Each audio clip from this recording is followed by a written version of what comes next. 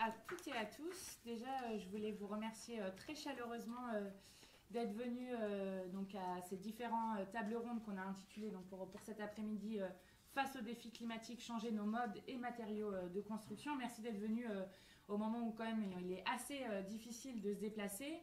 Alors on tenait vraiment à faire ces tables rondes aujourd'hui et je voulais d'abord remercier vraiment fortement et vivement Michel Philippot qui a beaucoup œuvré à ce que ces tables rondes puissent exister, puis à vous contacter aussi les uns les autres, à nous conseiller des personnes pour que on puisse avoir des tables rondes voilà, sur lesquelles on peut imaginer aussi la bifurcation qu'on a besoin de faire en termes de construction. Et alors on est dans un moment de grève et c'est pas tout à fait délié quand même, parce que si on parle de la question des retraites, il y a d'autres solutions que d'avancer et de faire travailler encore les gens plus longtemps ou d'avoir des pensions plus basses, et notamment c'est celle de créer des emplois socialement et écologiquement utiles et qui ne sont pas délocalisables. Et pour le coup, l'éco-construction, la construction en bois terre paille, c'est très intéressant sur cette question-là, on va en parler.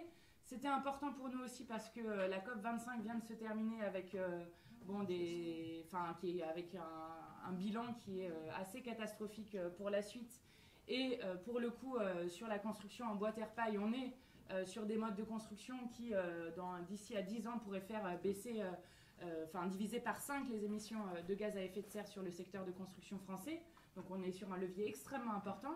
Et puis c'était important pour nous de le faire aussi aujourd'hui parce que nous sommes en pleine discussion de la première discussion de la loi économie circulaire qui repassera sûrement une deuxième fois à l'Assemblée nationale, dans lequel on a porté des amendements qui ont été construits avec justement le réseau d'acteurs qui travaillent sur la construction en bois terre paille, qui malheureusement pour l'instant ont toutes été refusés, mais en tout cas on continue à porter ça aussi dans le cadre de cette loi sur l'économie circulaire. Et donc ces discussions-là, elles vont permettre aussi de nourrir et de continuer cette nécessité de cette bifurcation. Et puis peut-être pour réfléchir un peu à quoi ça peuvent servir ces tables rondes. Bon, déjà elles sont filmées et elles vont nous permettre de faire un travail de long terme sur cette question-là, de construction programmatique, notamment en s'appuyant sur ce qui a été fait avec la brochure programmatique et puis le manuel dont on va parler juste après. Et puis sur cette idée de la bifurcation, de réfléchir peut-être plus tard aussi il y a déjà des syndicalistes du bois, des syndicalistes des cimenteries qui, vous le savez, sont en ce moment en grosse bataille parce qu'il y a beaucoup d'emplois qui sont délocalisés, avec qui je pense c'est important de discuter un moment sur justement comment est-ce qu'on fait évoluer les métiers autour de la construction et d'impliquer les travailleurs et les travailleuses avec. Et d'avoir des temps forts de discussion comme ça. Et puis, ce qu'on voulait vous proposer aussi, c'est de travailler à une proposition de loi qui pourrait continuer à porter aussi l'ambition que chacun et chacune d'entre vous porte dans les secteurs d'activité dans lesquels il est. Un remerciement tout spécial à Jean Gratton. On avait invité différents députés, et Jean Gratton, qui est député de La Réunion, qui est venu participer à cette discussion. Et voilà, de toute façon, l'idée, c'est aussi de rendre ça aux autres députés pour qu'on puisse l'élargir, parce que c'est pas un sujet qui est le sujet de la France insoumise, bien au contraire, ça doit être un sujet qui concerne absolument tout le monde et qu'il faut continuer à ouvrir dessus. Donc vraiment, merci beaucoup à vous. Je vous présente juste comment, je pense que vous avez eu le programme, mais comment on va organiser l'après-midi. On va commencer par Marie Dano et Michel Philippot, qui ont tous les deux coordonné le travail de brochure programmatique et puis le manuel qui vont nous le présenter. Donc il va faire une introduction assez forte et avec plein de choses dedans, j'en suis sûre. Donc pendant, on va dire, 1 heure à peu près, on peut avoir une discussion après. Puis ensuite, il y aura une première table ronde sur construire le changement de nos matériaux et systèmes constructifs avec les travailleurs du bâtiment. Et puis une deuxième table ronde, construire sans les multinationales, préserver les communs, agriculture, bûcherons, artisans au cœur du processus de production. Et à chaque fois, on pourra avoir des échanges, bien sûr. Et donc, je vais commencer par vous laisser la parole et par vous remercier encore une fois. Je commence à me présenter. Du coup, on s'en a déjà présenté un peu tout à l'heure, mais moi, c'est Marie Dano. J'ai une formation d'architecte et d'ouvrier professionnel de l'éco-construction. Et donc aujourd'hui, je travaille en tant que conseillère dans la rénovation au sein d'une SIC qui s'appelle Ecopertica. Mais là, je suis là aujourd'hui dans le cadre d'un travail que j'avais fait avec Michel pendant mon service civique au sein de l'association LESA, donc notamment l'écriture de la brochure qu'on va présenter. Au sein du service civique, c'est quand même aussi un service que tu as choisi en fonction de ce projet-là, quoi. Voilà, t'étais déjà, voilà, c'était un moyen pour pouvoir l'utiliser. Voilà. Bon, moi je vais parler longtemps, désolé, déjà à l'avance. Donc je me présente, Michel Philippot. Alors mon histoire avec la construction a démarré il y a presque 20 ans. J'avais acheté une maison en Belgique, près de la plus grosse cimenterie d'Europe, où celle-ci déposait un permis pour brûler des déchets toxiques et dangereux. C'était l'intitulé de revaloriser des combustibles de substitution. Dès ce moment-là, je vais passer en mode... dès ce moment-là, j'ai milité contre des projets industriels pouvant détruire la santé des riverains et des travailleurs du bâtiment. Et je me suis mis à la recherche des alternatives écologiques dans le bâtiment.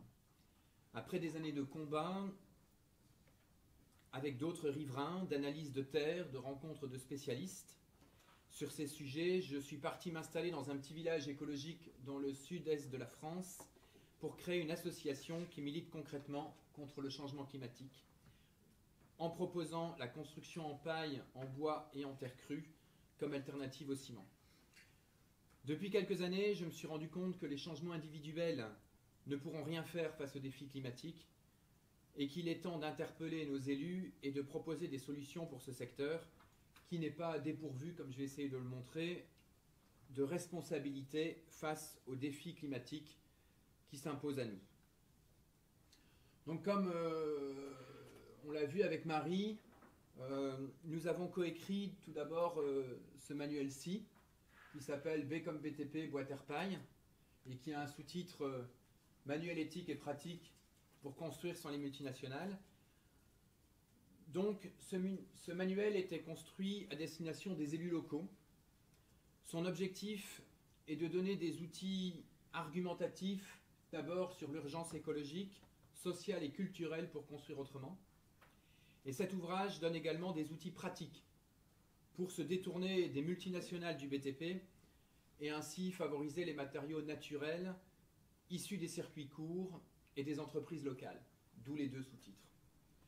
Et puis par la suite, on a écrit une brochure qui n'a pas spécialement que l'intitulé de la France Insoumise, parce qu'on a travaillé sur les deux, des deux côtés. On a d'abord travaillé, nous, pour une brochure où on a auditionné une centaine de personnes. Et puis elle a été reprise par la France Insoumise. Mais donc on a à 14, il y avait Benoît qui était dans le groupe, Frédéric était dans le groupe.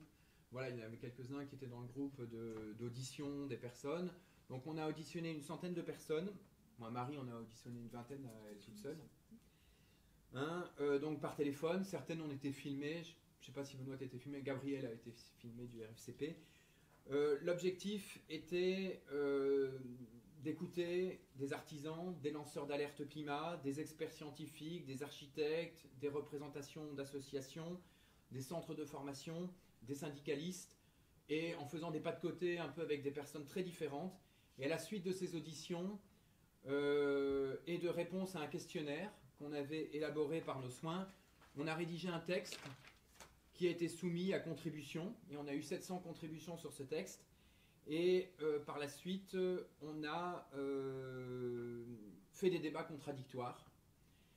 L'objectif était de réunir toutes les facettes du problème dans les débats contradictoires. Je ne sais pas s'il y en a qui ont participé aux débats contradictoires. Ben oui, autour de la table, il y a quelques personnes qui ont participé aux débats contradictoires. Et l'idée, c'était de réunir des artisans maçons, des paysans, des charpentiers, des bûcherons, qui parfois n'arrivent pas à s'en sortir avec un SMIC pour un travail noble, des citoyens lambda qui se disent l'éco-construction, ça va vite être un truc pour bobo, comme il y a eu pour l'agriculture.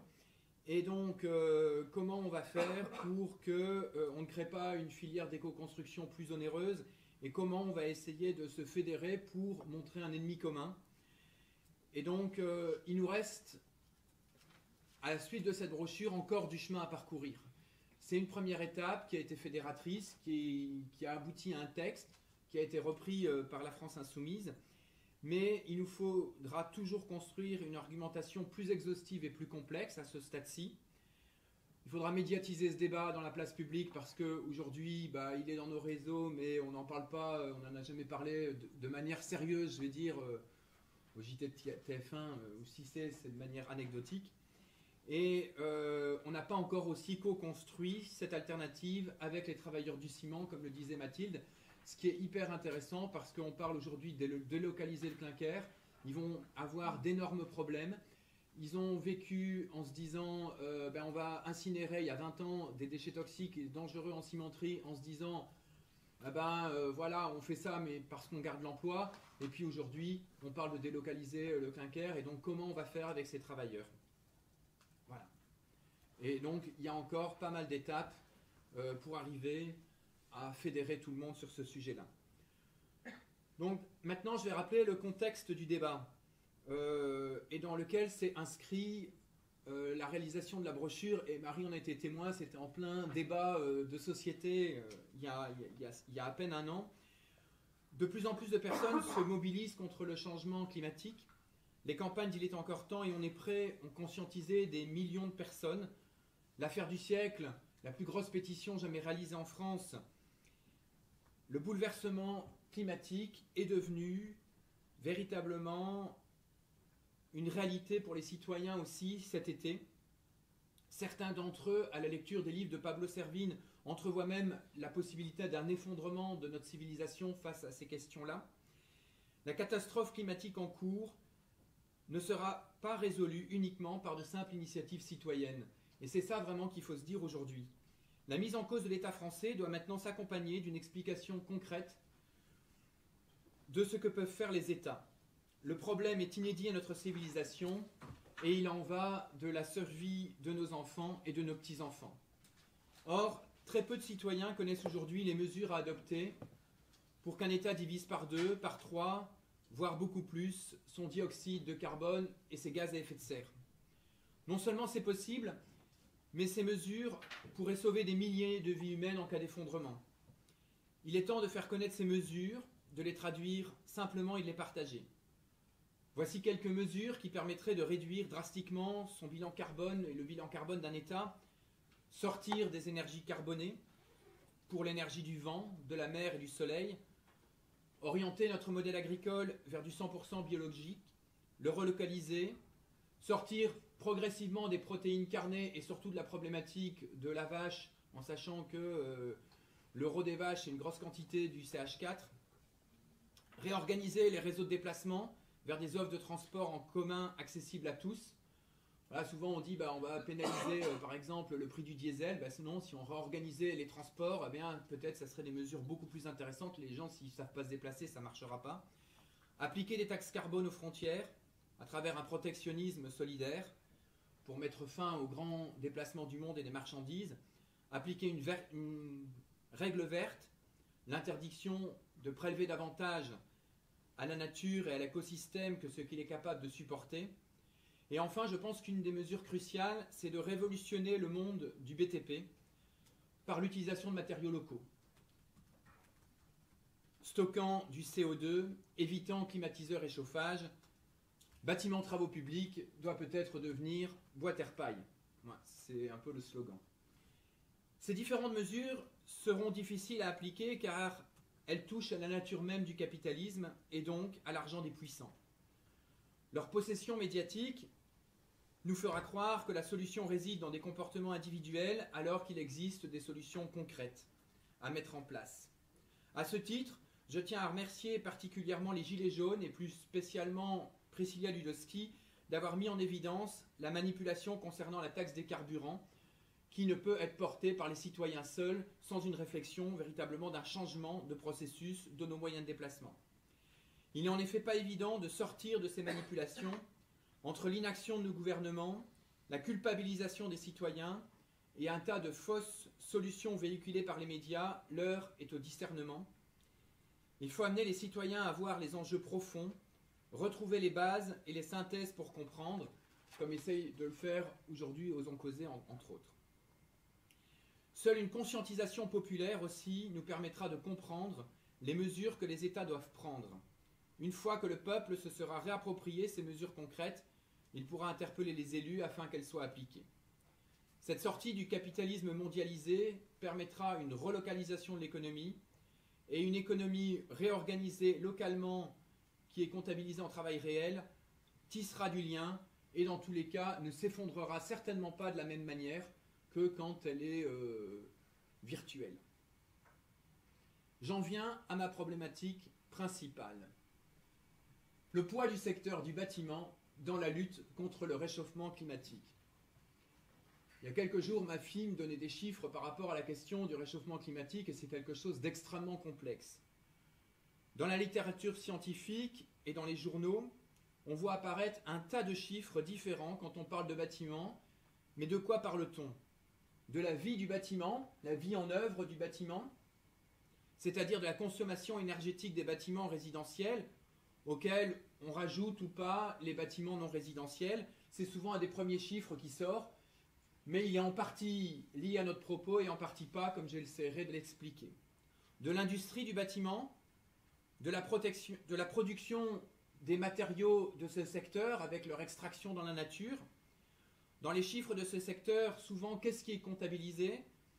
Est-ce qu'on va comptabiliser le transport des matériaux ou il est comptabilisé en transport? Est-ce qu'on va comptabiliser le grand déplacement des travailleurs? Est-ce qu'on va comptabiliser la fin de vie des matériaux? Ou alors il faudra aller chercher quelques chiffres dans le traitement des déchets? Voilà, en tout cas, déjà la problématique de base lancée, de savoir qu'est-ce qu'on parle quand on parle de poids du secteur du bâtiment par rapport à la question du CO2. Alors, est-ce que, et peut-on dire que le bâtiment, c'est environ 40% du CO2 mondial, comme on le voit dans ce chiffre de l'Agence internationale de l'énergie dans son dernier rapport. Je vois que j'ai Julien qui est là, voilà, qui m'a bien aidé en tout cas là-dedans, et encore moi je suis au balbutiement, mais voilà, qui a été vraiment une référence pour nous. Donc avec ce graphe, il est évident que les bâtiments peuvent jouer un rôle dominant dans la transition énergétique. La construction et l'exploitation des bâtiments ont représenté 36% de la consommation d'énergie finale et près de 40%, 39% des émissions de dioxyde de carbone liées à l'énergie en 2017. Par contre, il faut préciser tout de suite que le CO2, ce n'est pas le même pourcentage que quand on parle de gaz à effet de serre. En fait, le CO2, c'est environ, comme vous le voyez sur ce schéma, 65% des gaz à effet de serre mondiaux liés à l'énergie fossile et au processus industriel, donc c'est-à-dire pas le CO2 lié à la forêt, etc. Donc en fait, on n'est pas dans les mêmes chiffres si on parle de gaz à effet de serre. Même si dans le bâtiment, il y a quelques autres gaz à effet de serre qui ne sont pas du CO2. Je pense aux solvants pour les peintures, je pense au gaz fluoré, mais en tout cas, déjà on peut dire que si on parle en CO2, en gaz à effet de serre, on n'aura pas les mêmes chiffres. Il ne faut pas tout à fait retirer 65, il ne faut pas faire x 0,65, mais presque. Par contre, par rapport aux chiffres de l'IEA que je vous ai annoncés, il y a quelques petites choses qu'il faut rajouter. Bien, dans le rapport de l'IEA, à la page 11, eh bien, on voit que dans les 11% de CO2 de l'industrie de la construction, on ne prend pas en compte le déplacement des marchandises et des travailleurs, la mise en œuvre des matériaux sur chantier et la fin de vie des matériaux. Or, selon un rapport que m'a aidé Julien par rapport à tout ça dans Greenhouse Gaz Émissions, on peut considérer que, comme on voit ici dans l'extrait que j'ai mis de ce rapport, qu'on pourrait rajouter 15% du processus de fabrication des matériaux pour ces différents facteurs, ces trois facteurs. Ce qui nous donne une idée approximative si on devait l'appliquer en France. Donc cet article présente une étude de cas des émissions de gaz à effet de serre dans la construction des bâtiments à Hong Kong. Les résultats montrent que 82 à 87% des émissions totales de gaz à effet de serre proviennent des émissions de matériaux. 6 à 8% proviennent des transports, 6 à 9% sont dus à la mise en œuvre.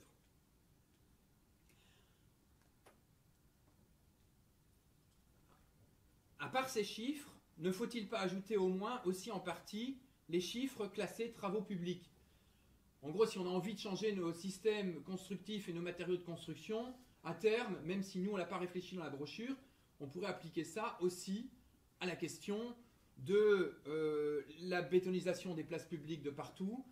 Pourquoi pas les végétaliser en partie, en tout cas, la végétalisation des trottoirs, qui pourrait à la fois combiner la fraîcheur estivale et la lutte contre les émissions de CO2 du ciment. Les pistes cyclables doivent toujours être en béton. Est-ce qu'on ne pourrait pas imaginer gravillonner, en bois? En tout cas, il y a plein de pistes pour aller plus loin qu'uniquement par rapport aux matériaux de construction. J'en viens maintenant au ciment. Comme vous le voyez, si ça représente au total 11% les matériaux de la construction, ça représente beaucoup plus l'ensemble des matériaux si on devait les appliquer aux travaux publics également. J'ai ici un spécialiste de la question de l'acier. Mais donc, ici, je vais parler du ciment. Le ciment et l'acier, comme on le voit dans ce graphique, se partagent à eux deux 12% du CO2 mondial. Sans compter à tout ça qu'il faudrait rajouter le verre, la brique cuite, la chaux, les polystyrènes, qui ont tous besoin d'un processus de cuisson dans leur fabrication. Comme vous le voyez, on a comparé avec d'autres choses, et en fait, rien que le ciment, on est juste au-dessus de l'ensemble des camions de la planète. On est juste en dessous de l'ensemble des voitures de la planète. Ce graphique, évidemment, parle du CO2 lié à l'énergie fossile. Et donc, on est dans les fameux 65%, donc ça ne fait pas, c'est pas 6,9% des gaz. Pour avoir une idée de ça, la production annuelle de ciment mondial est estimée à 4 milliards de tonnes. C'est-à-dire 600 kilos par habitant par an. Pour avoir un peu une image représentative, c'est presque 2 kilos par personne, donc plus que ce qu'on mange en alimentation solide. Donc on nous en fait bouffer du ciment quelque part. Alors je ne dis pas qu'il faut supprimer le ciment, mais en tout cas la part qu'il a, elle est énorme.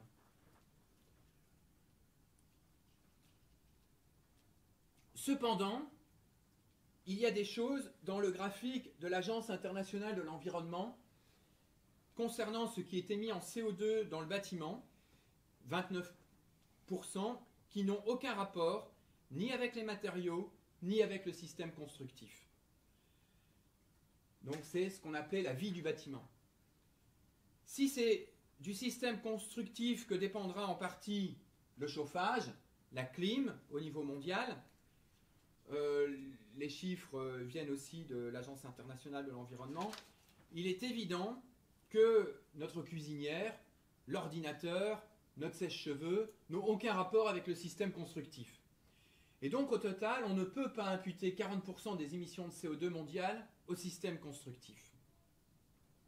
Pourtant, l'enjeu d'un changement radical mondial sur du long terme de nos matériaux de construction pour le bâtiment travaux publics et du changement de nos systèmes constructifs concerne plus que ce qui est émis en CO2. Et je vais le montrer surtout après par un exemple français, pourquoi on est à quelque chose de plus intéressant. Et je vous propose, et j'espère que ça va marcher parce que je ne l'ai pas vérifié. Bonjour à tous, je m'appelle Arthur Éloin de Ménibus, je travaille pour l'entreprise Ecopertica, qui est une entreprise basée en Normandie qui travaille dans le domaine de l'éco-construction. Je représente également l'Association nationale des chanvriers en circuit court, qui est une association qui représente des agriculteurs producteurs de chanvre, et aussi le CF2B, le collectif des filières biosourcées du bâtiment, qui est une association nationale qui représente des producteurs de matériaux biosourcés pour l'isolation des bâtiments. Alors je vais vous parler de stockage carbone et de stockage temporaire de carbone avec les matériaux biosourcés, puisque c'est un sujet important de la prochaine réglementation du bâtiment qui s'appellera la RE 2020, Réglementation environnementale 2020, et qui remplacera la RT 2012. Alors lorsque l'on fait pousser un arbre, du lin, du chanvre, de la paille, cette croissance se fait par photosynthèse et les plantes, pour assurer leur croissance, captent du carbone. Si on utilise par exemple cet arbre, qu'on débite pour en faire des poutres et qu'on utilise dans une maison, pendant tout le temps où cette maison sera debout, le carbone qui a été stocké dans l'arbre sera stocké dans la maison. Si à la fin de vie on brûle la maison, c'est un des scénarios de fin de vie possibles, il y en a d'autres, mais partons sur cette hypothèse. Si on brûle cette maison, donc on va brûler les poutres, et donc le carbone qui a été stocké dans ces poutres va être relargué dans l'atmosphère. C'est-à-dire que j'ai eu un stockage carbone à l'année 1, et puis à l'année 75, la fin de vie de mon bâtiment, je vais avoir une réémission carbone dans l'atmosphère. Aujourd'hui, le calcul carbone tel qu'il est fait dans le domaine du bâtiment suppose que tous les stockages et émissions ont lieu à l'année 1. Donc je fais mon stockage et je fais mon émission, on voit que les deux flèches font la même taille, et donc je vais avoir un impact zéro.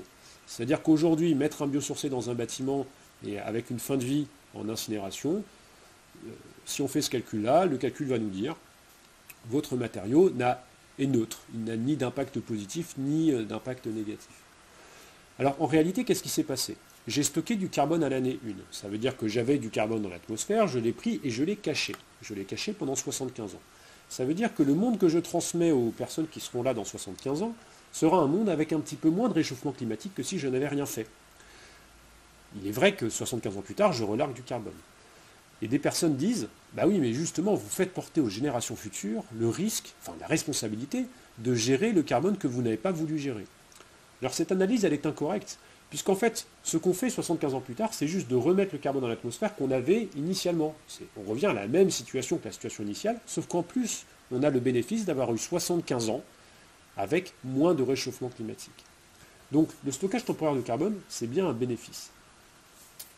Alors, les matériaux biosourcés peuvent stocker du carbone à long terme et ou de manière temporaire, mais leur principal bénéfice, c'est d'éviter l'émission de carbone qui est liée aux matériaux conventionnels. Je vous montre ici un graphique qui est issu de calculs faits avec des modèles de cinétique de décroissance du carbone c'est un modèle typiquement de celui qui est utilisé par le GIEC pour l'évaluation du climat sur Terre. On a en abscisse les années, entre 0 et 1000 ans, et puis on a en ordonnée une quantité de carbone. Alors, on émet 1 tonne de carbone à l'année 0, et puis on voit en rouge la part de carbone qui reste dans l'atmosphère, en bleu la part de carbone qui va être absorbée par les océans. Et il faut voir qu'aujourd'hui les océans nous protègent du réchauffement climatique de manière significative, et en vert la part de carbone qui va être réabsorbée par les sols et par la biomasse. Alors, on voit qu'à 100 ans, donc pourquoi je dis 100 ans, c'est parce qu'aujourd'hui, tous les bâtiments, on évalue leur impact carbone à 100 ans par convention.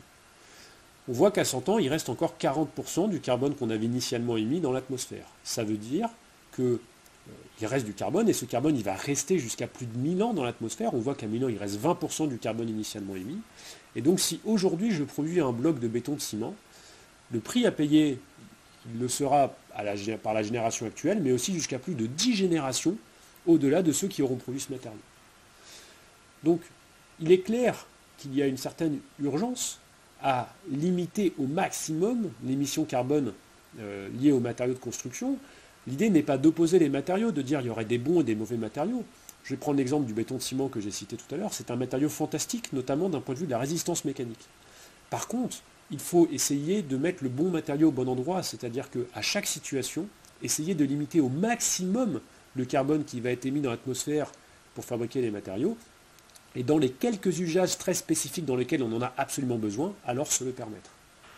Il y a donc une certaine urgence à développer les modes constructifs avec les matériaux les plus pertinents en termes d'impact environnemental.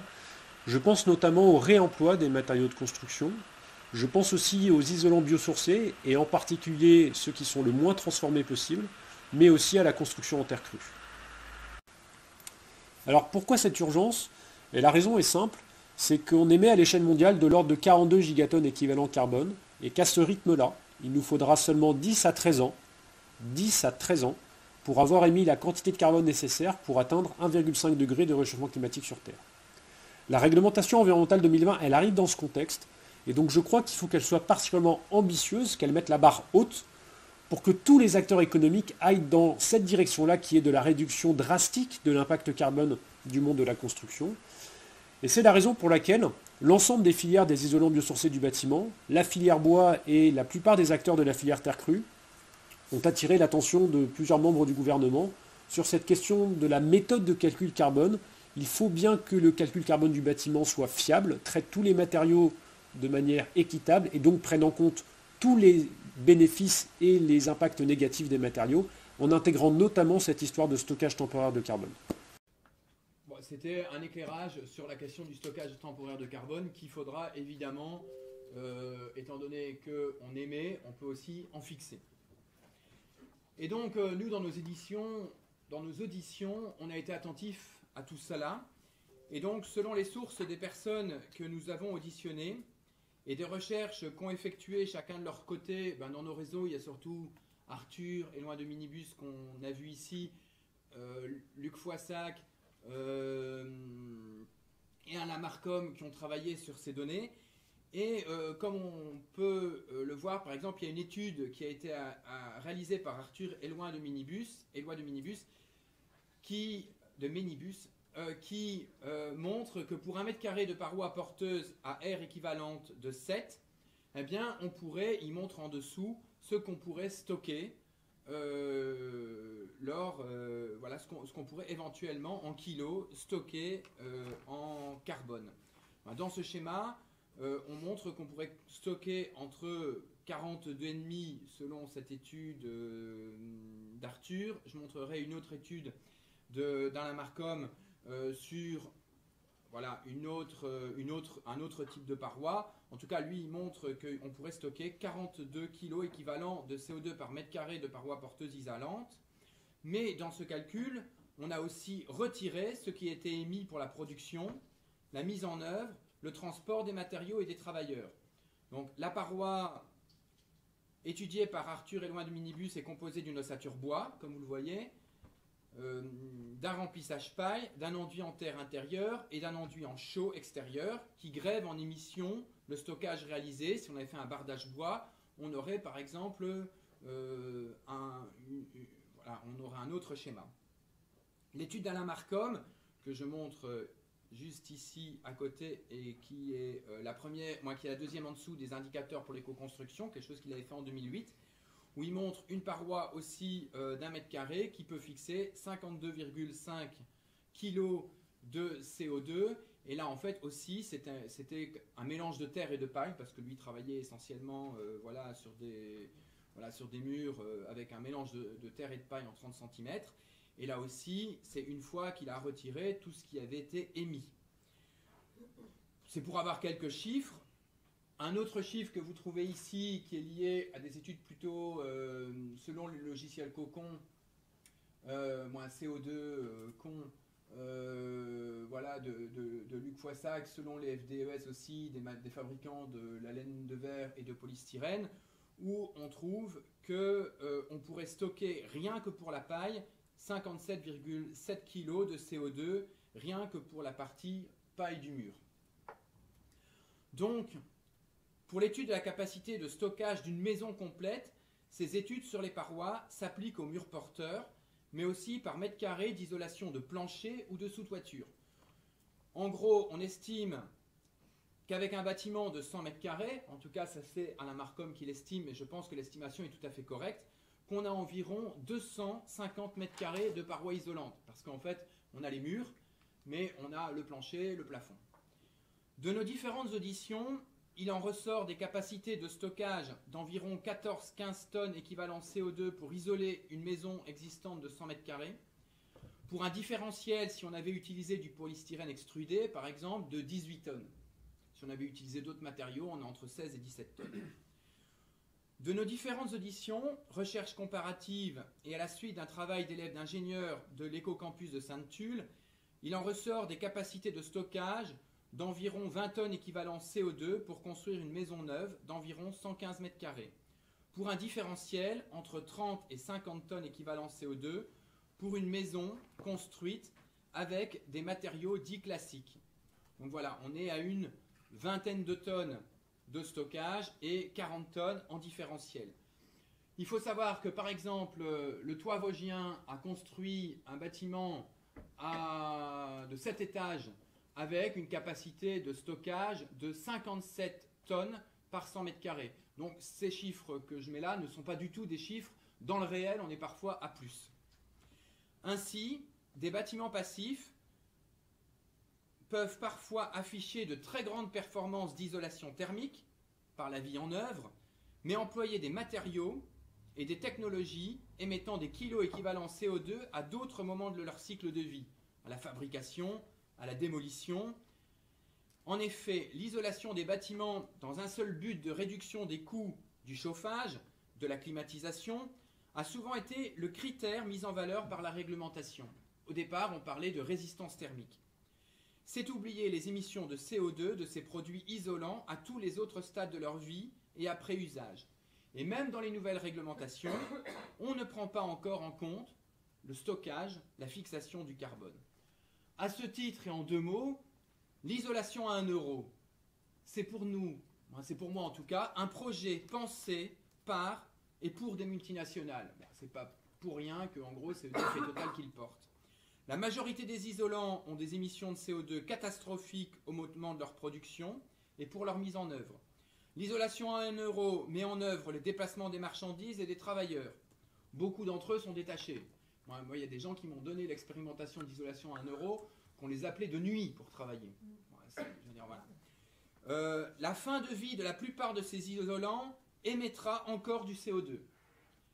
Nous espérons simplement, tout au moins, que le CO2 émis durant la vie de ces matériaux, donc c'est-à-dire ce qui va éviter en chauffage, j'espère simplement que ça va dépasser le CO2 économisé par la diminution de chauffage. Voilà, c'est mon seul objectif, qu'on va au moins, tout ce qui aura été dépensé en amont et après, j'espère qu'il va au moins être dépassé par les économies de chauffage réalisées et surtout qu'il permettra de diminuer les notes de chauffage pour des personnes en précarité, qui sont les 2 points positifs.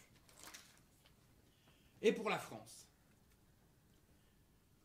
Alors j'ai pris pour la France le dernier rapport de juin 2019, édité par Carbone 4 et l'ADEME.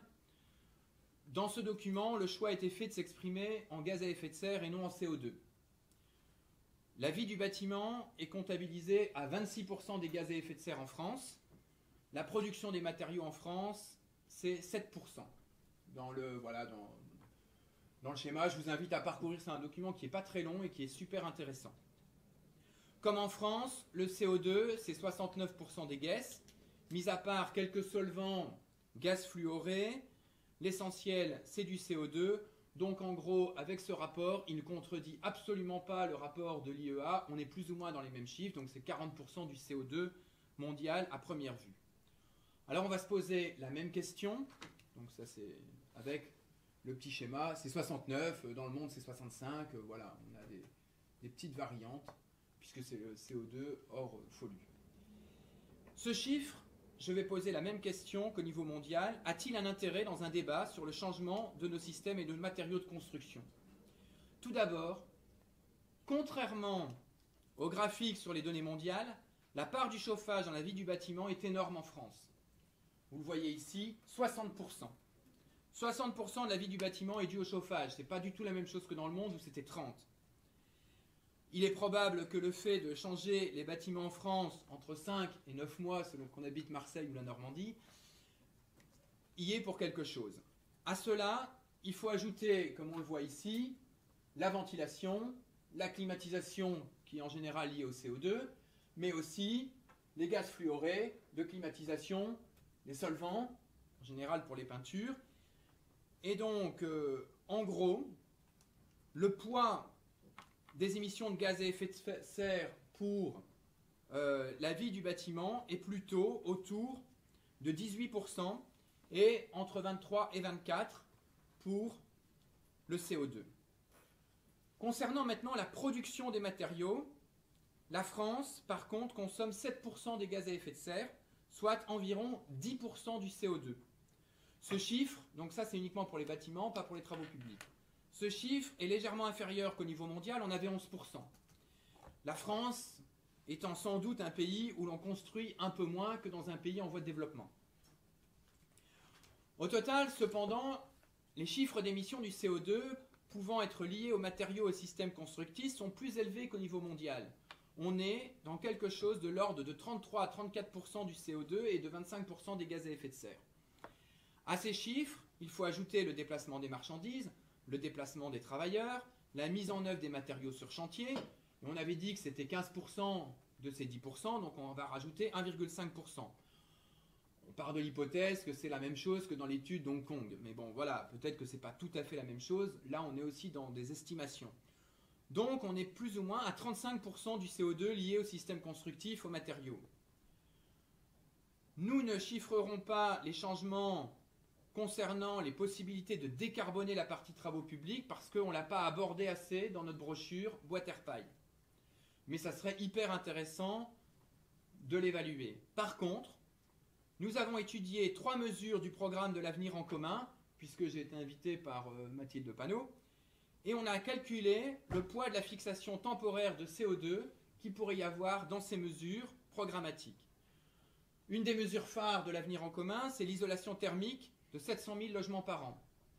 L'avenir en commun, à la page 61, propose cela. Et donc, avec une fixation d'environ 14 à 15 tonnes par logement, selon les études qu'avait fait Alain Marcom, qu'il avait appliqué, lui, à 400 000 logements en France, on pourrait évaluer qu'on fixerait 10 millions de tonnes équivalent carbone pour cette mesure-là, avec un différentiel de 12 millions de tonnes équivalent carbone en comparaison avec un matériau traditionnel. Une deuxième mesure phare de l'avenir en commun, la création de 200 000 logements sociaux, soit avec en plus 15 000 logements d'étudiants. Je vous avais parlé d'une fixation en moyenne de 20 tonnes de CO2 par 100 mètres carrés que nous avions estimé. Je montre en même temps l'immeuble de cet étage en bois, en terre crue, en paille qui a été réalisé par le Toit Vosgien pour des logements sociaux, parce que c'est toujours intéressant de montrer des réalisations, de quoi on parle, parce qu'il y en a plein qui pensent que quand on parle d'isolation en bois, terre crue, en paille, on est en train de penser à des huttes qu'on va aller habiter dans des petites choses. Non, je ne parle pas de choses complètement anecdotiques et ridicules, quoi, hein. Même si je pense que l'habitat traditionnel est extrêmement intéressant et a été conçu de manière extrêmement intéressante et qu'on a énormément à apprendre de toutes les civilisations. Mais simplement, je suis en train de parler de la France et je ne suis pas en train de parler voilà, de choses complètement anecdotiques. Nous sommes partis avec une base dans cette étude pour ces logements d'une taille moyenne, et je ne savais pas ce que voulait la France insoumise dans ces logements, mais je suis parti de 58 mètres carrés par logement, en me disant que sans doute elle voulait sans doute plus, puisque les logements sociaux c'est 68 mètres carrés en moyenne en France, mais bon, comme il y avait les logements étudiants qui représentaient une part de 15 000, et donc on est parti d'une idée d'une fixation de 11,63 tonnes de CO2 par logement, et donc on est parti sur une hypothèse de stockage de 2,5 millions de tonnes de CO2 pour un différentiel de 5 millions de tonnes équivalent CO2 par an. Je me dis qu'au bout de 12 ans, en fait, cette mesure elle est plutôt sous-évaluée si la première était légèrement surévaluée. Troisième mesure que j'extrapole, qui n'est pas dans l'avenir en commun en tant que tel, mais dans le livret planification écologique, on dit que réellement on va changer nos manières de construire et que le développement de filières d'écomatériaux adaptés à chaque territoire, on donne comme exemple le bois, la terre et la paille. Et donc je suis parti d'une estimation d'un changement de nos manières de construire, fois le tonnage de CO2 qu'on pourrait stocker dans le bâtiment. Et j'arrive aussi avec 10 millions de stockage temporaire de CO2 pour un différentiel de 20 millions de tonnes équivalent CO2. Ces trois mesures, au bout de 10 ans de volonté politique pour changer nos systèmes constructifs, pourrait aider à stocker 22 à 23 millions de tonnes de carbone dans le bâtiment, soit environ 6% du CO2 émis. Ce sont des sources propres qui demandent à être affinées parce que ce n'est pas l'IAE, un grand organisme qui l'a fait. Ce sont des gens qui ont une volonté politique de changement, qui ont fait avec leurs moyens du bord des calculs suivant les auditions qu'on a eues. Mais en conclusion, c'est 6% plus les 35%. On est donc sur un secteur où on peut agir sur quelque chose de l'ordre de 40% du CO2. Évidemment, on se rend compte aussi derrière ça deux choses. C'est que la France insoumise, elle a une politique que je vais dire assez keynésienne de la réflexion par rapport à la construction. On construit beaucoup. Ce n'est pas une critique ni un truc, mais c'est un fait. Parce qu'il y a un peu deux courants politiques.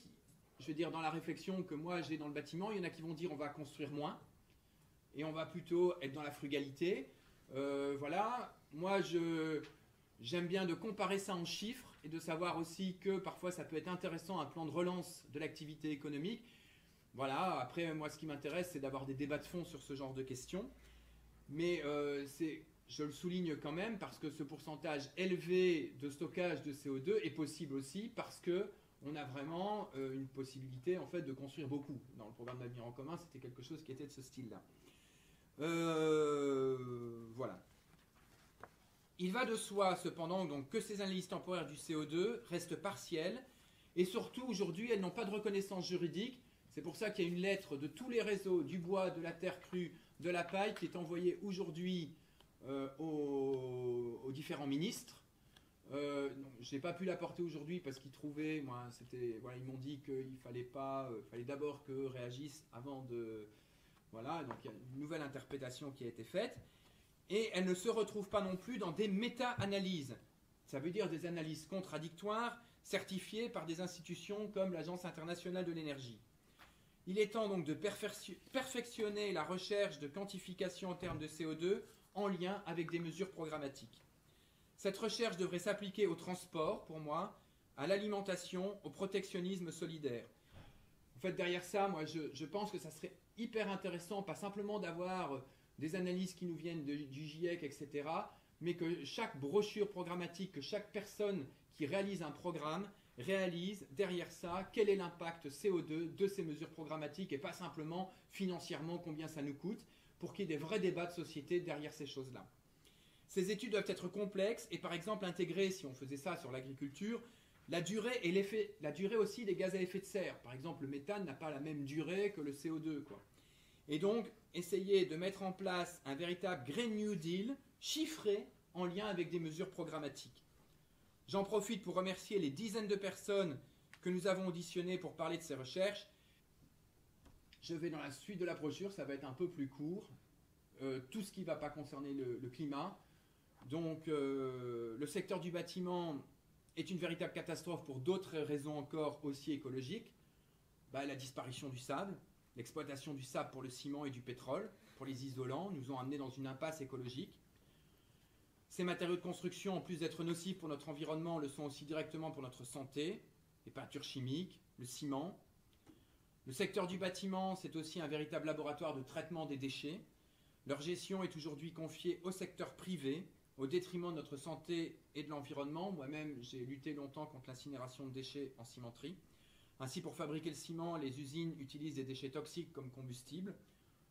Voilà, dans une optique de diminution des coûts.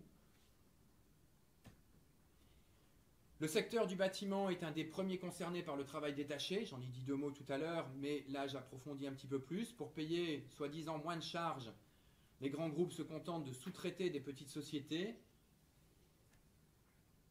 contraintes de respecter des tarifs toujours plus bas, qui emploient et qui exploitent de la main-d'œuvre venue pour quelques semaines d'un bout à l'autre de l'Europe. Des personnes qui travaillent en moyenne 70 heures par semaine, soit 2 temps pleins, dans toute illégalité, mais 90% c'est de la fraude dans le travail détaché. Beaucoup d'habitations, la effleurée, construites entre 1950 et 2000, sont des réelles passoires thermiques qui mettent de plus en plus de foyers dans une grande précarité énergétique. Je ne sais pas si vous le savez, mais il y a des gens qui non pas ne choisissent de ne pas se chauffer, comme certains disent, mais qui ne se chauffent pas parce qu'ils n'en ont pas la possibilité. Nous avons arrêté aussi de chercher à créer du beau dans l'habitat. Et c'est là qu'on pouvait réapprendre de certaines cultures. L'apprentissage d'un métier sur plusieurs années a été oublié au profit du prêt-à-poser et de la formation courte. Aujourd'hui, c'est des grandes entreprises qui organisent la formation et on ne réfléchit pas vraiment à créer des artisans. On veut faire des gens qui font du prêt-à-poser de ce qu'ont conçu les grosses boîtes. Et donc, les centres de formation, les Greta, les AFPA, les uns après les autres, ferment. De nos jours, le domaine de la construction est en grande majorité masculin, ce qui n'est pas le cas d'autres filières de construction. En tout cas, où il y a autre chose qui se passe. Les femmes, ils sont quasi absentes, sauf pour taper dans les bureaux. Taper à la machine. Et le pire dans tout cela, c'est que ces systèmes constructifs, ces modes d'habiter sont tellement ancrés dans notre façon de vivre et de consommer qu'on ne réalise même pas qu'il y a des alternatives. Moi j'insiste, il ne s'agit pas simplement de changer de matériaux. Pensons au bois qui, avec un séchage industrialisé, perd tout son bilan carbone positif. C'est pourquoi, dans les débats d'aujourd'hui, nous allons aborder à la fois les enjeux de la massification de la terre crue et de la paille en construction, mais aussi la réappropriation de l'outil de travail par ces travailleurs. Bref, le capitalisme est entré dans nos papilles, il a façonné nos cocons pour abriter nos enfants, il s'est immiscé dans nos relations, notre vivre ensemble et notre façon d'organiser la cité. Voilà, il faut ouvrir des pistes pour réapproprier notre alimentation, notre habitat, que le pouvoir de l'argent nous a confisqué. Et donc il faut une véritable révolution culturelle qui va changer nos manières d'habiter, de manger, de construire. Et donc notre projet, c'est une révolution écologique, culturelle et sociale grâce aux filières bois, terre crue et paille, qui va utiliser, où il faudra intégrer tous les acteurs du bâtiment, tous les acteurs de la filière, où on va utiliser des matériaux crus qui pourront nous faire, comme j'ai expliqué, diviser le bilan carbone de la construction, qui va se baser sur la règle verte, sur le protectionnisme solidaire pour éviter le grand déménagement du monde. On va partir des ressources locales telles que le chanvre, la laine de mouton, la balle de riz ou d'épeautre, qui auront tout à fait leur place. Mais c'est vrai que nous, on avait essentiellement travaillé sur le bois, la terre crue et la paille en raison de leur abondance sur la quasi-totalité du territoire français. Et aussi parce que leur gestion pouvait se faire sans les multinationales et qu'elles étaient accessibles à tous. Donc pourquoi? C'est parce que ce sont des matériaux crus. Donc en gros, quand on chauffe un matériau, eh bien, on produit du CO2. Parce que la ressource est abondante. Une récupération de seulement 10% de la paille permettrait d'isoler la totalité des logements individuels et collectifs construits chaque année en France. Ça veut dire aussi que c'est comme si on stockait tous les 10 ans tout le stock céréalier français de la construction dans le bâtiment et qu'il existait toujours. Évidemment, tout ça produirait moins de déchets. J'ai aussi montré la distance approximative de l'approvisionnement en paille, 50% est dans un rayon de 10 km. Voilà, c'est des sources de Luc Foissac sur la construction en paille. Ce que je voulais aussi expliquer, c'est que la paille est un très bon isolant dont les qualités thermiques sont encore à améliorer en l'associant à la terre crue. Ces qualités permettront de chauffer très peu, voire pas du tout en hiver. Donc on a des bâtiments qui sont passifs, même à 2000 mètres en Autriche. Comme on a des bâtiments qui ne sont pas climatisés dans des régions désertiques et qui n'ont pas besoin de climatiser, comme Mathilde l'avait fait lors d'une interpellation où elle comparait la ville de Shibam et la ville de Dubaï, qui demandaient effectivement d'avoir des climatiseurs. J'ai expliqué que c'était des véritables puits de carbone. Ces matériaux sont utilisables localement parce qu'ils sont considérés comme des déchets. Ils sont réutilisables infiniment. Et là, j'insiste, tant que la terre n'est pas adjuvantée, par exemple, pour la terre. Si aujourd'hui les cimentiers se disent, on va aller chercher comme charge du ciment ou de la chaux de la terre, c'est une véritable catastrophe parce que comme le sable, à un moment, on va manquer d'argile qui n'est pas infinie.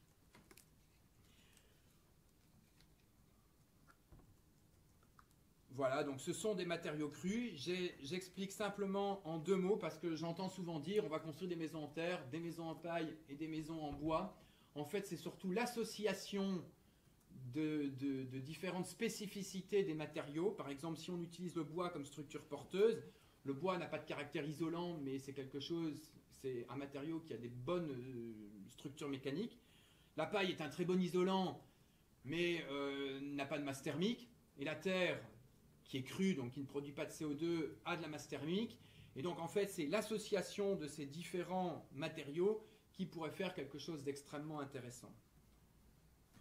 Le plus grand frein à tout ça, c'est qu'il faut une révolution culturelle.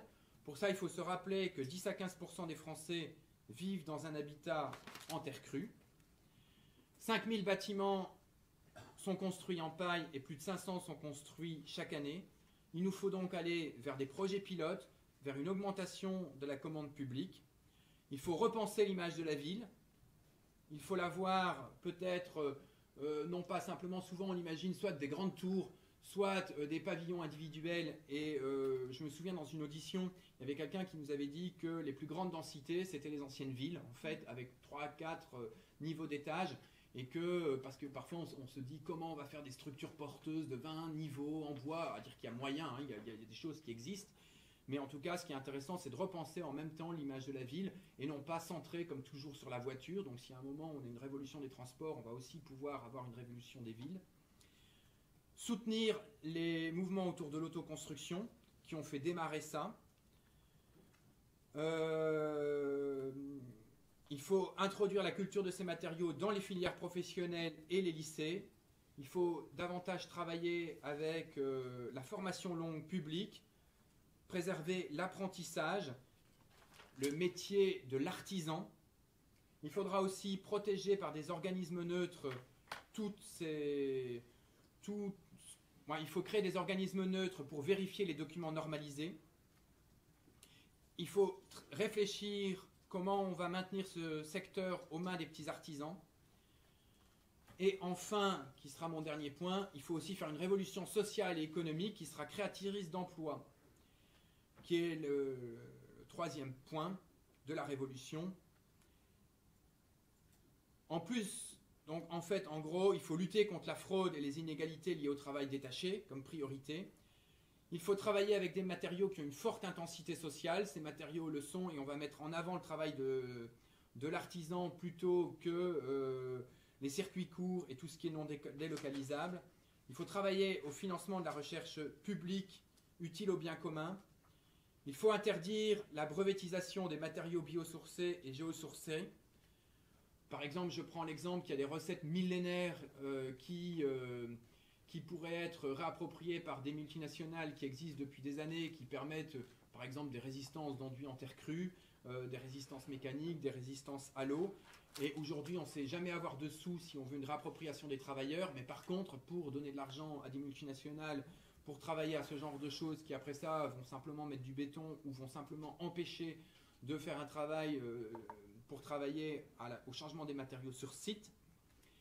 Donc il faut un réel investissement aussi public dans les filières bois terre crue pour aussi avoir une accessibilité à tous, de par véritablement une réflexion locale et raisonnée, réorganiser les réseaux et accompagner les maîtres d'ouvrage qui choisissent ces techniques.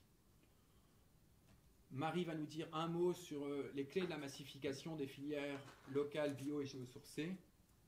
Oui, du coup, ça va être un peu une synthèse de tout ce qui a été évoqué jusque maintenant, mais plutôt sous forme de clés qui pourraient permettre pourrait aider les pouvoirs publics à permettre les filières bio et géosourcées de se développer. Déjà, ce serait introduire une taxe sur l'émission des gaz à effet de serre qui prend donc en compte la totalité du cycle de vie des matériaux et de la technique constructive. Donc on a parlé du transport des matériaux des travailleurs, le stockage de carbone et d'aller jusqu'à la fin de vie des matériaux et du bâtiment. Créer un indice d'intensité sociale pour chaque matériau pour pouvoir favoriser les systèmes constructifs qui développent l'emploi humain et aussi pouvoir mettre en place la formation des acteurs liés à ces filières, donc les élus, les organismes comme le CSTB et tous les travailleurs du bâtiment conventionnel. Donc en accompagnement justement ces professionnels vers des nouveaux postes qui seront cohérents avec la dynamique de transition vers un bâtiment plus sain et plus durable. Ce serait aussi exiger l'utilisation d'une part de matériaux biosourcés dans les marchés publics. Donc ce serait le rôle des pouvoirs publics de communiquer et de se positionner de manière exemplaire sur le sujet. Également encourager l'emploi de techniques expérimentales, donc par exemple comme la paille et la terre porteuse, et de clarifier les flous réglementaires sur des techniques d'autoconstruction et sur l'habitat léger par exemple, parce qu'aujourd'hui on a des changements de mode de vie qui s'opèrent au sein de pas mal de personnes dans la population française, et pas mal d'entre nous souhaitent laisser une empreinte la plus faible possible sur la planète en allant vers un minimalisme ou de l'habitat plus léger par exemple. et ou recourir à des modes constructifs hors DTU, entre guillemets, parfois pour des raisons économiques, mais aussi écologiques. Et souvent, on est encore trop stoppé par des freins qui peuvent être réglementaires ou alors des difficultés administratives, des problèmes d'assurance ou des refus de permis de construire, par exemple. Un autre point, ce serait d'essayer de déprivatiser en partie les secteurs du bâtiment, de l'énergie, des transports, de l'eau, de l'exploitation forestière, et aussi le secteur de la formation, et créer des organismes neutres pour valider le respect des normes d'un bâtiment, en fait, que ce ne soient pas des organismes privés, et ainsi que les techniques de construction et les matériaux. Parce que justement, le développement cohérent de ces filières de matériaux biosourcés, ça ne pourrait pas être accompli sans la mise en place d'un accompagnement neutre et objectif. Donc c'est pour ça qu'il est nécessaire d'empêcher la brevetisation de techniques constructives et de matériaux qui devraient rester dans le domaine du bien commun pour être accessibles à tous. Ensuite, ça passerait par la valorisation des sous-produits agricoles en mettant à jour, par exemple, les règles d'attribution des subventions. Donc, pour que la production de matériaux valorisables dans leur entièreté soit encouragée, comme par exemple la paille, donc on a l'aspect plus production de nourriture et également après la valorisation en tant qu'isolant, ou le chanvre qui permet la rotation des cultures et facilite la régénération des sols, mais aussi peut être à l'origine de production de tissus et également d'isolants. Ça passe aussi par faciliter le stockage et l'accès à une terre constructible, donc grâce à une modification des modalités de mise en décharge des déchets inertes argileux. C'est-à-dire que l'argile extraite des chantiers devrait être considérée comme une ressource précieuse, en fait, plutôt qu'un déchet. Et il faudrait pouvoir mettre en place des moyens pour pouvoir l'utiliser sur place ou dans un rayon proche, par l'intermédiaire de plateformes adaptées et avec l'accompagnement de personnes qualifiées pour la caractériser et pour conseiller les gens dans son utilisation. Et enfin, pouvoir se détacher un peu de la réglementation européenne pour mettre en place un protectionnisme solidaire et comptabiliser les vrais coûts environnementaux et sociaux des matériaux. Et empêcher l'exploitation des travailleurs détachés, parce que chaque travailleur du bâtiment mérite d'être payé à un juste salaire et de travailler avec des horaires corrects et dans des bonnes conditions et de faire un travail qui lui plaît, quoi. Voilà. J'ai quasi fini en 30 secondes. Donc, en fait, en 10 ans, on avait prévu, mais avec de créer jusqu'à presque 1 million d'emplois et d'économiser jusqu'à 90 millions de tonnes équivalent CO2, soit une réduction de 20% du CO2, en sachant qu'on pourrait aller encore plus loin à l'horizon 2050 et à l'horizon 2100, le temps voilà, qu'une vraie transformation pourrait se mettre en place. Et là, simplement, à titre de... Voilà, à la fin, nous avons repris les différentes mesures avec ce qu'elles permettaient et les références à l'avenir en commun. Je les passe très rapidement parce que j'en ai parlé. Donc il y a la mesure 2, mais je n'avais pas parlé de la mesure 3, qui est la lutte contre la fin de l'inégalité du détachement et le déplacement des marchandises. On en a parlé peu, mais en gros, ça crée de l'emploi. Et parce que quand des gens travaillent 70 heures, c'est pas la même chose que quand ils en travaillent 50. Et en même temps, ça diminue le déplacement des marchandises. Alors au niveau des tonnes équivalent carbone, c'est pas grand-chose, mais en tout cas pour nous, c'est quelque chose d'important. Et puis la dernière mesure, j'en avais aussi parlé, et je montre les références à chaque fois avec les liens avec l'avenir en commun. Voilà. C'était un peu long, désolé, mais en fait on a démarré un peu plus tard et il y a des petits problèmes, voilà. Merci beaucoup.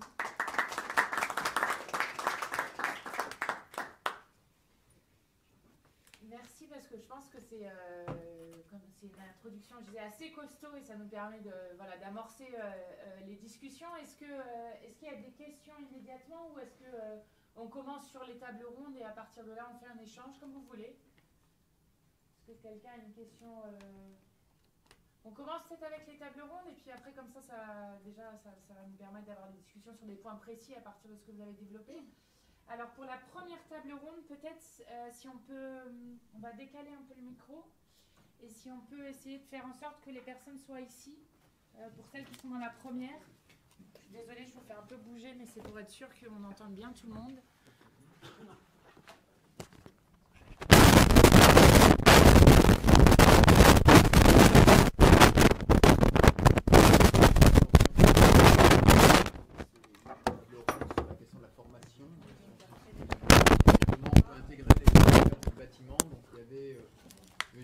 Frédéric, ça c'est sûr, Rémi, et voilà. Ouais. Voilà.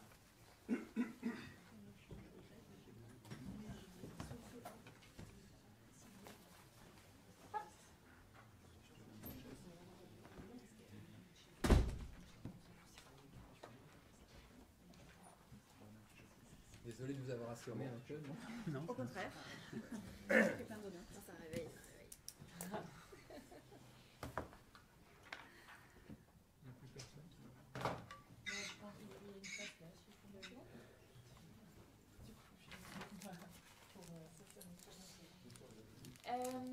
Je propose, donc effectivement, donc c'est la première table ronde qu'on fait, c'est la question autour de la formation, voilà, des changements dans la bifurcation qu'il y a à faire dans nos modes et nos matériaux de construction, comment on le fait avec les travailleurs du BTP aujourd'hui, quel métier inventer, voilà.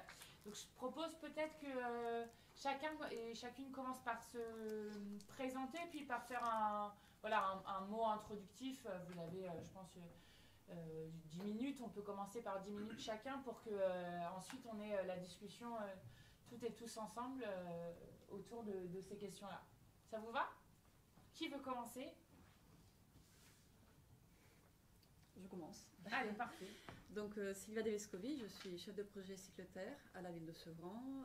Et donc aujourd'hui nous sommes 3 organismes pour Cycleterre, c'est-à-dire la ville de Sevran, Compétences Emploi et l'agence Joly-Loiret. Donc en 2 mots, Cycleterre c'est quoi? C'est un projet d'économie circulaire basé à Sevran, dans lequel on travaille justement sur cette question des déblais, des terres excavées, pour en faire des matériaux pour la construction. Donc on est parti un peu, l'hypothèse de départ c'était de travailler sur les déblais du Grand Paris Express et Sevran était bien passé pour ça parce qu'on a 2 gares du Grand Paris. Et donc on voulait montrer qu'il était possible de créer dans une commune qui plus est pauvre, donc en grande difficulté économique et qui a perdu ses emplois et notamment ses emplois productifs, montrer qu'il était possible à partir de ce qui est considéré aujourd'hui comme un déchet de le valoriser comme ressource et de créer de la valeur locale, de l'emploi local. Et donc, grâce à ça et grâce au partenariat qu'on a, on a pu mobiliser une subvention européenne importante de 5 millions d'euros, ce qui nous a permis de lancer le projet qui est en cours aujourd'hui. Et d'ici 1 an, la fabrique sera construite, donc l'agence Joly-Loiret vient de déposer le permis de construire. Et Compétences Emploi est en train de former des personnes qui pourront travailler sur le chantier de construction de la fabrique et plus tard dans la fabrique elle-même. Et ça, c'est le premier axe de notre travail, donc c'est ce qui nous a permis de mobiliser ce financement européen. Nous visons une échelle intermédiaire entre l'artisanat et l'industrie. Nos clients potentiels, les clients de la fabrique, seront les promoteurs immobiliers, les bailleurs sociaux, les élus, évidemment. Mais en gros, on propose des matériaux, on veut montrer que ce sont des matériaux, les matériaux en terre crue, qui avec d'autres matériaux comme le bois, comme la paille, etc., peut s'adresser à la construction banale de la ville et pas seulement à quelques opérations exceptionnelles de grande qualité et artisanales. Et deuxièmement, on s'est rendu compte, mais les experts le savent depuis longtemps, que même si l'Europe nous donne ce financement important pour produire des matériaux, on va se retrouver avec nos matériaux sur les bras si on n'aide pas la filière à se structurer, donc du point de vue de la formation, du point de vue de la certification et donc des assurances, et du point de vue de la sensibilisation des utilisateurs finaux. Et donc c'est pourquoi Compétences Emploi, mais je vais peut-être laisser la parole à mon voisin tout de suite, a travaillé à une formation donc, en lien avec les bâtisseuses et Terramano. Mais juste pour terminer de mon côté, nous, en gros aujourd'hui, l'Europe nous donne la possibilité de faire un démonstrateur. Donc on montre qu'on peut construire une fabrique, on montre qu'on peut travailler sur de la terre locale avec des emplois locaux pour produire des matériaux de la richesse utilisée localement. Mais après, effectivement, il faut aller beaucoup plus loin. Et l'une des pistes que nous avons, c'est de créer un centre de formation et d'expérimentation à Sevran avec un plateau technique, donc un bâtiment plutôt simple, mais en même temps bien outillé, et qui pourrait être mutualisé entre différents organismes et différents acteurs. Et je te laisse peut-être prendre la parole sur la formation. Donc Eric Porsmoger, donc je suis chargé de projet donc à Compétences Emploi, et effectivement dans le cadre du projet Cycleterre, on a été missionné pour réfléchir à la mise en place d'une formation qui permettrait de former donc les futurs salariés de la fabrique. Et il nous est paru important de justement leur donner aussi la possibilité de se former sur l'ensemble des métiers du bâtiment, parce que pour nous le matériau terre crue est quelque chose qui a intégré sur l'ensemble des métiers, et ça touchait différents métiers pour nous du bâtiment seconde œuvre. Donc on avait eu des échanges avec Frédéric, notamment les métiers de la peinture, de la maçonnerie, etc. Donc l'objectif, ça a été vraiment de monter une formation, comme on dit chez nous, cousu humain, pour permettre donc à ces salariés de monter en compétences, d'appréhender les matériaux de la terre crue, et d'avoir l'opportunité donc à terme, donc via les clauses qui sont mises sur le marché de la ville, d'abord de participer à la construction de la fabrique, mais ensuite de pouvoir investir l'outil de travail qu'ils auront construit. Donc on trouvait que c'était un challenge intéressant. Donc on s'est appuyé sur l'expertise des bâtisseuses et de Terramano, et sur un partenariat qu'on a monté avec le CFA de Noisy-le-Grand, donc qui a accepté de jouer le jeu et d'intégrer cette formation voilà, dans leurs locaux, et de nous mettre à disposition donc leur plateau technique. Et voilà, la formation s'est terminée là il y a quelques jours. Et, il y a combien de personnes qui ont été formées? 12 personnes. 12 personnes qui ont été formées. Et donc là, l'objectif, effectivement, c'est de travailler sur les parcours de ces individus, de les accompagner. Et donc la prochaine étape, c'est les négociations donc, des clauses avec Portus, donc, qui est l'entreprise qui porte la construction de la fabrique, donc pour que ces personnes puissent déjà mettre en œuvre leur pratique dans la construction de la fabrique, et ensuite travailler avec la ville sur les emplois au sein de la fabrique. Et je peux... Non, bien sûr. juste pour dire que c'est particulièrement pertinent pour Sevran, mais je m'en suis rendu compte assez récemment, parce qu'à Sevran, on a une population qui est pour partie immigrée. Et en fait, ce sont parfois des personnes qui ont utilisé la terre crue dans leur pays d'origine, dans leur métier, ou alors qui ont vécu dans des bâtiments terre crue, et qui donc ont déjà une vision très positive de ces matériaux-là. Et donc, tout à l'heure était posée la question de comment rendre plus attractif et plus humain, à plus haute intensité sociale, les métiers du bâtiment.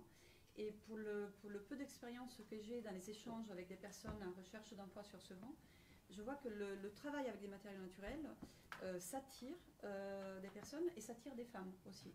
Et donc, ça peut aider aussi à la féminisation des métiers du bâtiment. Tout à fait. Frédéric Jenard, je suis architecte, je me suis spécialisée après plusieurs années d'exercice en Amérique latine en construction en terre, et donc de retour en France, ça a été une évidence de poursuivre le travail avec ce matériau.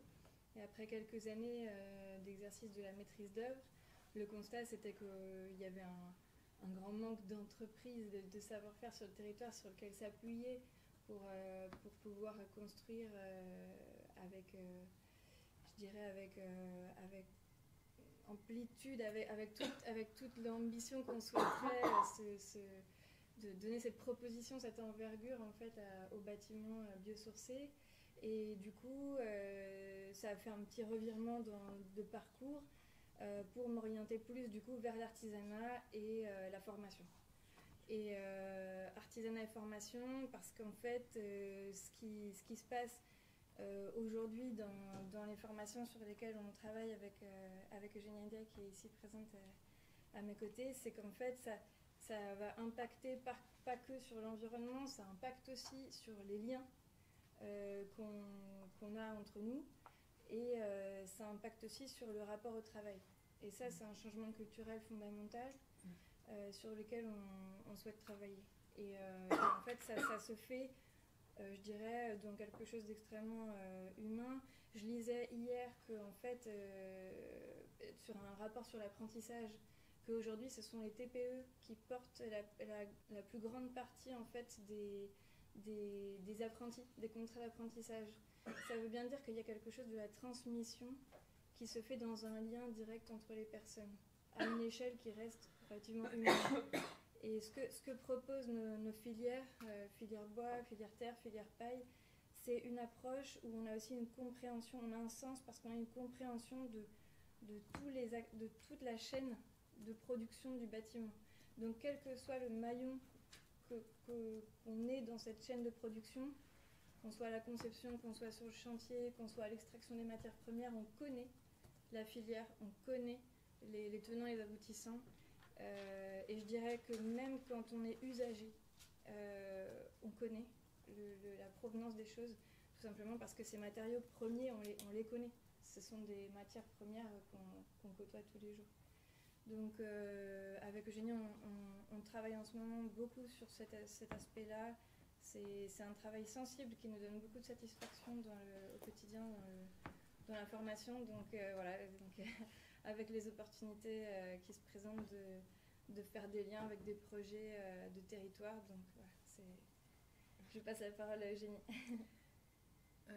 Merci. Je m'appelle Eugénie Ndiaye, je suis urbaniste et je travaille depuis 2013 à l'accompagnement de processus résilients dans les organisations, territoires, entreprises.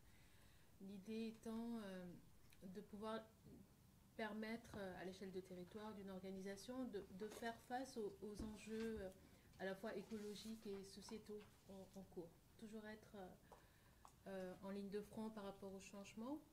Et ça s'est traduit en Île-de-France, à Paris, par la cofondation du réseau des bâtisseuses qui nous a permis de nous rencontrer avec Frédéric, de pouvoir travailler à l'échelle de l'économie circulaire des terres du Grand Paris, à la formation de main-d'œuvre en particulier. Mais une formation qui permettrait de répondre à plusieurs problèmes, plusieurs sujets en même temps, qui soit la question migratoire. Donc la première formation qu'on a mise en place l'année dernière a permis de former des personnes réfugiées. Et Sylvia le disait tout à l'heure, la force de cette première expérience a été de pouvoir la partager avec des personnes qui, dans leur parcours migratoire, pouvaient valoriser tout leur savoir-faire. Donc être sur un niveau de partage, de communication et de reconstruction à partir de l'imaginaire, des expériences passées. Travailler sur la présence des femmes dans le féminin, dans le bâtiment, et donc cette question du féminin est un espace pour nous très fertile pour parler de la question du soin, de la relation dans le travail, de l'esthétique, de la beauté, et qui pour nous s'avère même être une révolution, si elle n'est pas culturelle, on pense spirituelle. En tout cas, on peut se permettre à ce niveau-là d'en parler. Et de aussi répondre à la question de la crise du travail, en tout cas de l'appropriation des savoir-faire, la désaliénation dans le sens du travail, ce qu'on fait, l'intention et ce que ça construit pour nous. Et on a fait ce projet donc avec Cycle Terre pour former 12 personnes et on enchaîne un chantier d'insertion avec l'Armée du Salut pour former 12 femmes pendant 1 an au métier d'enduiseur. Et dans la poursuite, en tout cas dans le développement de notre vision, on se rend compte que l'effort est apporté aussi auprès des entreprises parce que ces personnes vont devoir travailler à un moment donné